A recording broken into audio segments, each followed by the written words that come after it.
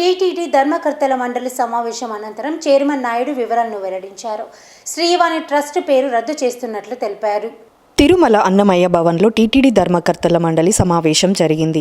TTD chairman BR Naidu అధ్యక్షతన జరిగిన ఈ సమావేశంలో పలు కీలక నిర్ణయాలు తీసుకున్నారు. సమావేశం ముగిసిన అనంతరం బిఆర్ నాయుడు తాము తీసుకున్న నిర్ణయాలను వెల్లడించారు. శ్రీవాణి ట్రస్టు పేరు రద్దు చేస్తున్నట్టు తెలిపారు.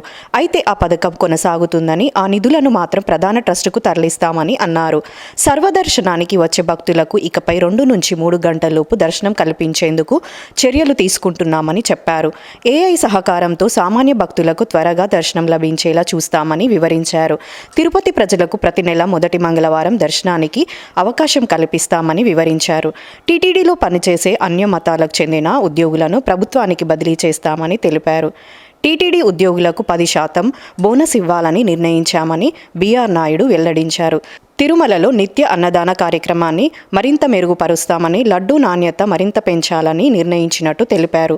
ముఖ్యంగా శారద పీఠ లీజును రద్దు చేసి స్థలాన్ని తిరిగి తీసుకుంటామని చెప్పారు. ముంతాజ్ హోటల్స్కు గత ప్రభుత్వం ఇచ్చిన స్థలాల లీజును రద్దు చేస్తున్నట్లు బిఆర్ నాయుడు పేర్కొన్నారు.